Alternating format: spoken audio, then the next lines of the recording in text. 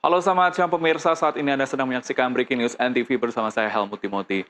Dan pemirsa kami akan mengajak Anda untuk ke Barreskrim Polri untuk mengikuti konferensi pers terkait dengan tindak pencucian uang. Para kanit, para penyidik, dan rekan-rekan media yang kami cintai dan kami banggakan. Pertama-tama, marilah kita panjatkan puji syukur kepada Allah Subhanahu wa Ta'ala, Tuhan yang Maha Kuasa, atas nikmat dan karunia-Nya pagi hari ini kita dapat berkumpul dalam rangka melaksanakan kegiatan press release pengungkapan perkara tindak pidana perbankan dan atau tindak pidana informasi dan transaksi elektronik dan atau tindak pidana transfer dana dan tindak pidana pencucian uang yang dilakukan jaringan sindikat pembobol bank dengan modus melakukan akses ilegal untuk pemindahan dana ke rekening di rekening dorman secara in absentia atau tanpa kehadiran fisik nasabah senilai 204 miliar rupiah yang terjadi pada tanggal 20 Juni 2025 dan diungkap rekan-rekan penyidik dari Subdit 2 Perbankan di Tipideksus Barreskrim Polri. Perlu kami sampaikan bahwa pengungkapan ini didasari oleh laporan polisi nomor LPB 311 bulan Juli 2025, tanggal 2 Juli 2025, serta surat perintah penyidikan nomor SP Sidik 646 7 Romawi 22 225 di Tipideksus tanggal 3 Juli 2025. Sejak awal bulan Juni 2025, jaringan sindikat pembobol bank yang mengaku sebagai Satgas Perampasan Aset melakukan pertemuan dengan Kepala Cabang Pembantu salah satu bank BNI yang ada di Jawa Barat untuk merencanakan pemindahan dana pada rekening dorman. Kesimpulan dari pertemuan tersebut, kami sampaikan bahwa jaringan sindikat pembobol bank yang mengaku sebagai Satgas Perampasan Aset menjelaskan cara kerja serta peran masing-masing dari mulai persiapan, pelaksanaan eksekusi sampai tahap imbal balik hasil.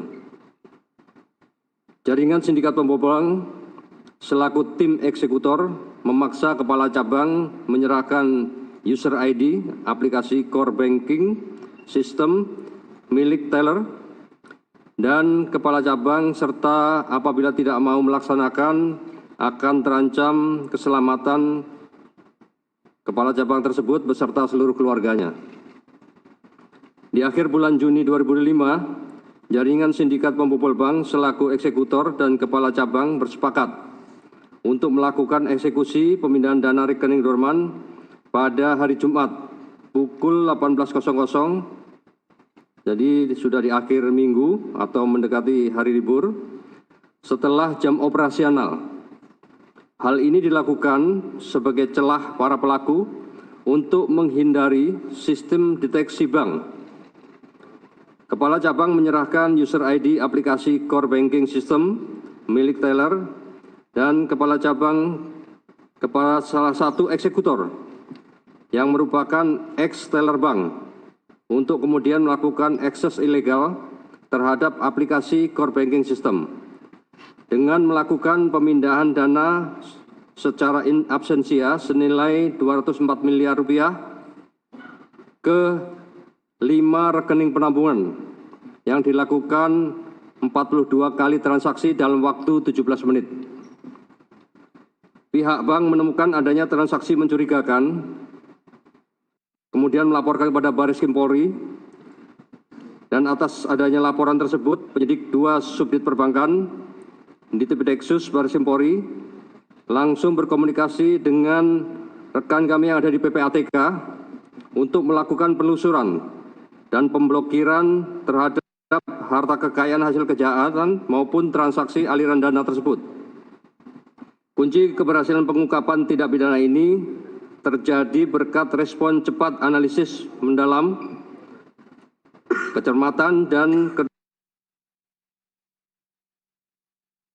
keras penyidik Subdit 2 Perbankan yang dibantu dan didukung penuh oleh rekan-rekan kami yang ada di PPATK.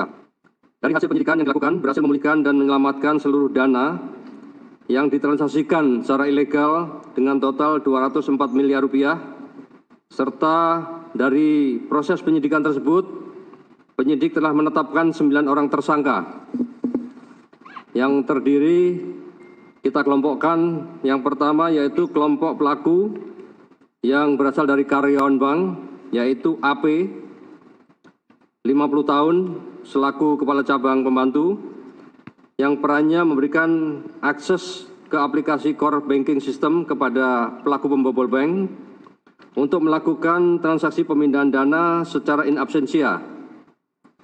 Yang kedua yaitu GRH, 43 tahun, selaku Consumer Relation Manager dengan peran sebagai penghubung antara kelompok jaringan sindikat pembobol dengan kepala cabang pembantu. Kemudian kelompok pelaku pembobol atau eksekutor, yang pertama yaitu C, 41 tahun, dengan peran selaku mastermind atau aktor utama dari kegiatan pemindahan dana tersebut dan mengaku sebagai Satgas Perampasan Aset yang menjalankan tugas negara secara rahasia. Yang kedua yaitu DR, 44 tahun, perannya sebagai konsultan hukum yang melindungi kelompok pelaku pembobol bank, serta aktif di dalam perencanaan eksekusi pemindahan dana secara in absentia. Yang ketiga NAT, 36 tahun, dengan peran sebagai ex-pegawai bank yang melakukan akses ilegal aplikasi core banking system dan melakukan pemindahan secara in absentia ke sejumlah rekening penampungan. Yang keempat yaitu R, 51 tahun, dengan peran sebagai mediator yang bertugas mencari dan mengenalkan kepala cabang kepada pelaku pembobol bank dan menerima aliran dana hasil kejahatan. Yang kelima yaitu TT, 38 tahun, dengan peran sebagai fasilitator keuangan ilegal yang bertugas mengelola uang hasil kejahatan dan menerima aliran dana hasil kejahatan. Yang ketiga yaitu kelompok pelaku pencucian uang.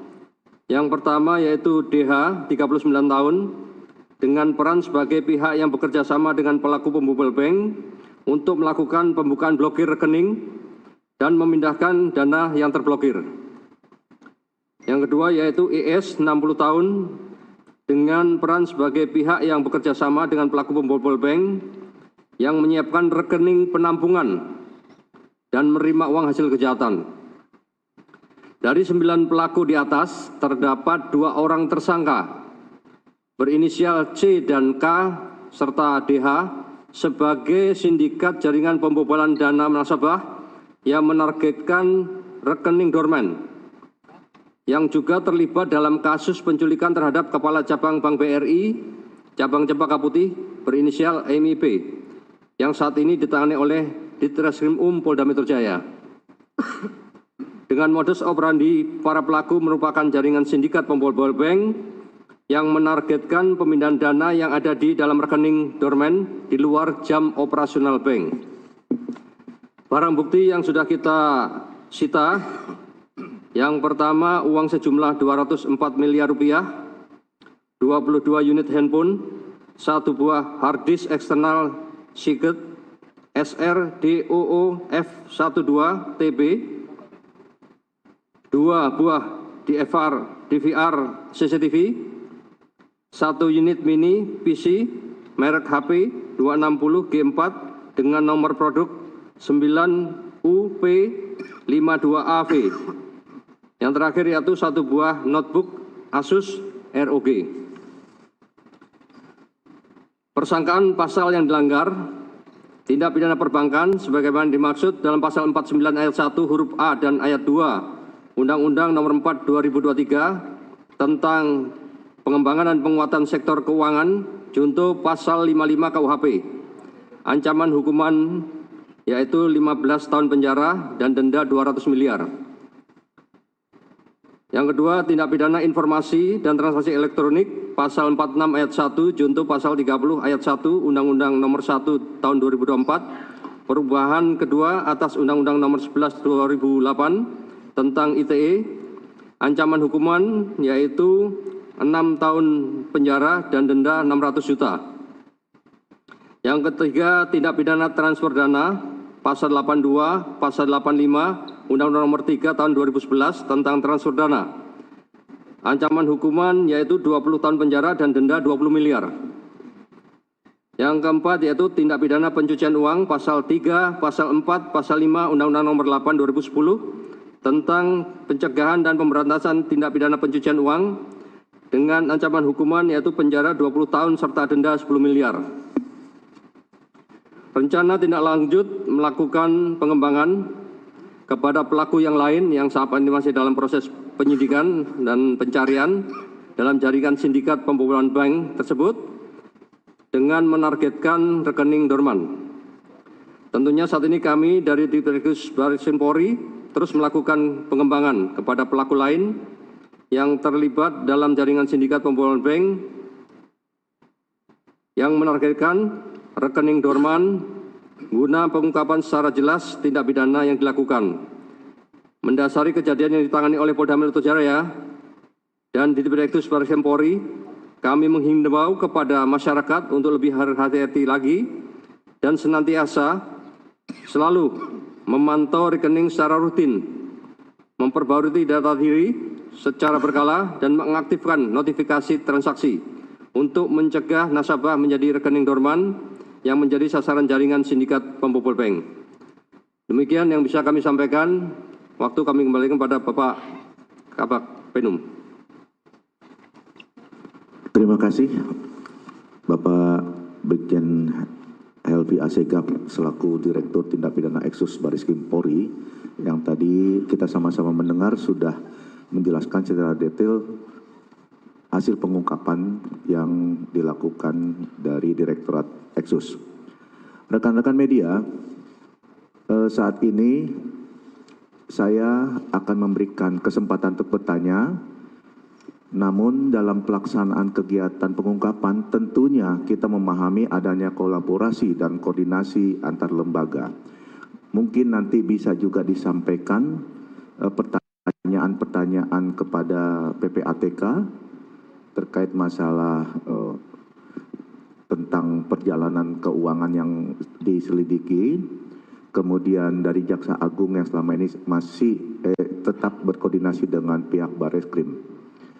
Untuk itu silakan, nanti ada beberapa pertanyaan yang diarahkan kepada ketiga narasumber yang di depan kami ini.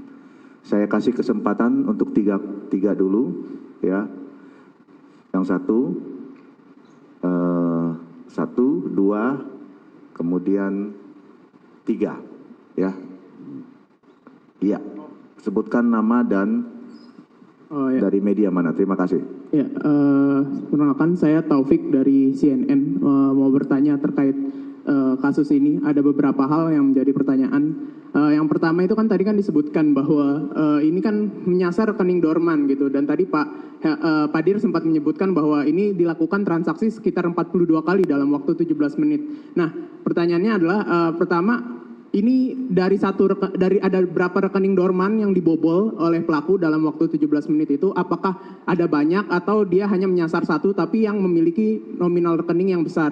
Itu pertama. Yang kedua itu kan ini kan disebutkan bahwa ini juga terkait dengan sindikat kemarin yang ada di Polda Metro Jaya. Nah, apakah ini emang baru dilakukan atau sebelum-sebelumnya juga ada, dan kenapa maksudnya modus seperti ini tuh jadi tren baru gitu, pembobolan rekening dorman gitu. Terus itu dulu.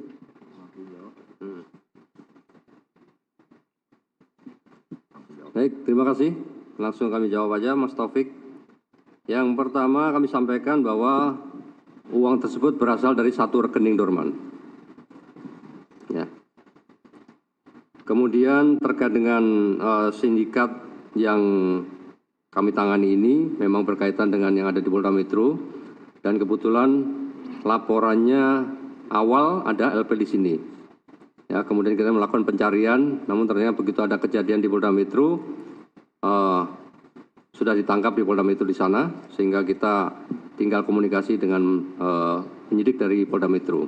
Untuk perkara ini ada beberapa yang dalam proses dan saat ini dalam proses penyidikan. Nanti tentunya akan kita informasikan lebih lanjut. Ada kasus-kasus lain atau buronan yang masih dicari? Ya, kasus ya. Baik, terima kasih Mas Taufik. Yang kedua, silakan Bu Ayu, sebutkan dari media mana. Ya, selamat siang Pak Dir, Pak Kabak semuanya. Izin Pak, saya Ayu dari Tirto, mau menanyakan beberapa hal. Yang pertama, itu kan kalau yang terkait dengan kasus yang di Polda Metro itu kan ada keterlibatan TNI ya Pak. Nah kalau di jaringan ini apakah ada oknum juga dan kerjasama dan koordinasi dengan pihak TNI-nya seperti apa? Terus kedua, kalau di Polda Metro itu kan juga ada sosok S yang memberikan data awal rekening-rekening dorman ini. Nah apakah di jaringan ini juga sosok pemberi data rekening dorman di BNI ini sama gitu sosoknya S juga atau ada yang lain? Terus satu lagi, mereka ini sebelum dari rencana BNI dan BRI ini, apakah ada rencana sebelumnya, misalkan ada target bank-bank lain gitu, atau memang sebelumnya mereka juga udah pernah melakukan hal yang serupa? Terima kasih. Baik, terima kasih. Untuk perkara di kita masih dalam pendalaman. Nanti kalau ada informasi lebih lanjut keterlibatan pihak-pihak yang lain akan kita informasikan. Kemudian pemberi informasi rekening dorman tadi di Polda Metro tadi diinformasikan inisial S ya. Untuk di kita inisial D yang saat ini dalam proses pencarian. Terkait dengan masalah rencana ini sedang terus kita komunikasikan dengan penyidik Polda Metro untuk mendapatkan fakta. Nanti akan kita informasikan lebih lanjut. Terima kasih. Baik, pertanyaan yang ketiga, silakan. Sebutkan nama dan dari medianya ya. Cek. Selamat siang Pak Dir dan Pak Kabak. Izin saya Irfan dari IDN Times. Melengkapi pertanyaan teman-teman yang sudah diutarakan tadi. Ada kemungkinan mungkin ini ya, kasus ini kan lebih dari satu kali dilakukan oleh sindikat. Tapi saya ingin bertanya terkait dengan 204M ini, rencananya pembagian keuntungannya bagaimana dari mastermind-nya sendiri gitu. Kan pasti dia yang mengatur berapanya kepada pihak-pihak tertentu. Dari 9 tersangka ini berapa sih keuntungan mereka dan kacapnya ini dapat berapa dari 204 miliar yang direncanakan? Terima kasih. Baik, terima kasih. Jadi kita sedang melakukan pendalaman dengan tindak lanjut kita, yaitu konfrontasi nanti dengan seluruh tersangka. Ya nanti hasilnya akan kita informasikan lebih lanjut kepada teman-teman media. Karena ini perlu fakta ya, bukan hanya sekedar informasi saja, tapi harus kita buktikan karena uang itu belum sempat berpindah. Jadi sudah berpindah, kita amankan, belum sempat dinikmati oleh mereka. Gitu ya. Dengan cepat kita melakukan pemblokiran sehingga mereka belum sempat mencairkan uang tersebut. Ada sebagian yang sudah dicairkan, langsung kita amankan juga. Baik, sebelum kita melangkah ke sesi kedua, mungkin dari Sekretaris Utama PPATK, Bapak Irjen Pol Albert Sianipar, bisa menambahkan dari pertanyaan-pertanyaan yang disampaikan oleh media tadi. Kami persilakan. Belum ya? Dari Pak Sugeng, cukup. Baik, kita ke sesi kedua, pertanyaan ya nomor 1, kemudian nomor 2, lalu nomor 3. Ya, silakan, mic-nya dikasih. Tetap nama dan medianya disampaikan. Iya Pak, izin saya Zulfakar dari Berita 1 TV. Pertama adalah tadi kan disebutkan ada pencucian uang ya Pak. Ini sebenarnya modusnya atau bentuk pencucian uangnya itu apa? Dan pertanyaan kedua, selain pengungkapan hari ini sebenarnya akan ada rencananya dari para pelaku ini tindak pidana khusus lainnya seperti apakah dana ini akan digunakan sebagai untuk judi online atau dana narkotika. Tadi kan sempat juga dicairkan beberapa dana ya Pak. Sebenarnya diperuntukkan niat awalnya untuk apa sih Pak dari para pelaku ini? Terima kasih.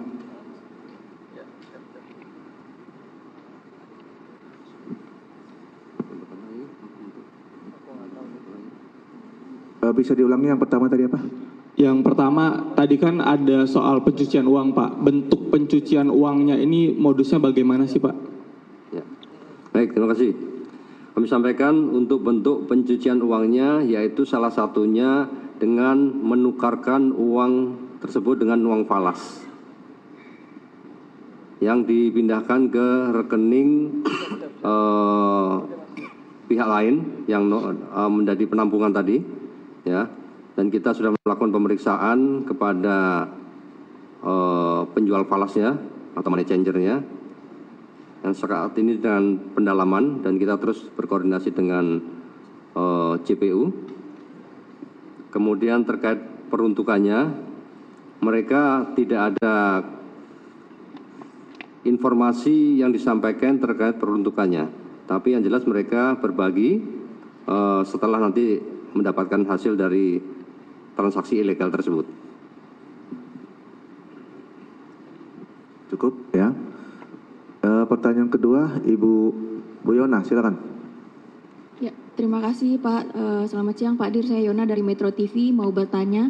Yang pertama terkait pemilik dari Pemirsa, baru saja kita simak bersama pernyataan yang disampaikan oleh Dirtipidum Barreskrim Polri, Brigjen Pol Helvi Assegaf, yang mengatakan bahwa adapun sejumlah kasus dari penanganan perbankan, tindak pidana perbankan dan pencucian uang yang dilakukan oleh Mabes Polri. Dan dalam hal ini juga polisi telah menyita sebanyak 204 miliar rupiah dari 9 tersangka yang telah ditetapkan pada hari ini.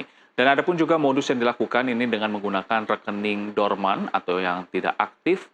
Dan kemudian dari pencucian uang ini juga dilakukan penukaran uang dari rupiah ke falas, kemudian juga dipindahkan kepada rekening yang kosong ataupun telah tidak aktif digunakan oleh para pemilik. Dan pemirsa, demikianlah Breaking News NTV, saya Helmut Timothy, pamit undur diri, terima kasih dan sampai jumpa.